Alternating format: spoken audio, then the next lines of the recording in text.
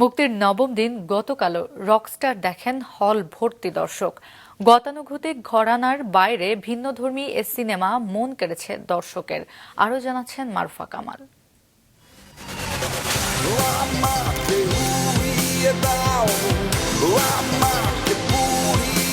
Rockstar দেখতে দর্শকের এই ভিড় রাজধানীর স্টার সিনেপ্লেক্সে।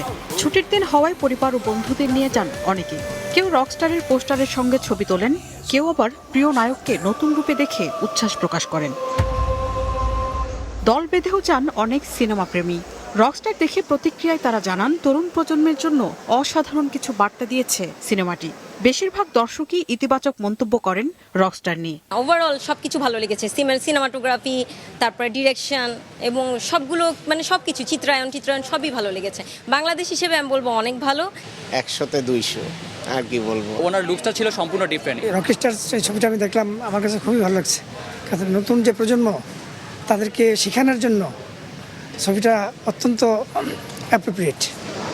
কেউ কেউ বলেন, বাংলাদেশে নির্মিত আন্তর্জাতিক মানের সিনেমা এটি। ভিলেন এবং সংঘাত ছাড়াও যে দারুণভাবে একটি গল্প ফুটিয়ে তোলা যায়, এর অন্যতম উদাহরণ রকস্টার। অনেক ভালো ছিল। অলসো যে ক্লাইম্যাক্সের যে পার্টটা ছিল ওটা অনেক এনজয় করছে। রকস্টার মুভিতে সাধারণত যে টাইপের আমি গান শুনেছি অন্যান্য কান্ট্রির মুভিগুলোতে, তার চেয়ে এই মুভির গানগুলা আমার কাছে একটু এক্সট্রাঅর্ডিনারি মনে হয়েছে। যেহেতু রকস্টার, তা পুরাটা গান রিলেটেড কাহিনী, মোটামুটি ভালোই ছিল গানগুলো অসাধারণ, খুবই ভালো লাগছে।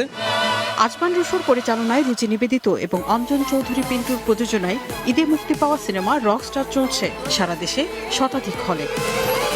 মারুফা কামাল, মাছরাঙা সংবাদ, ঢাকা।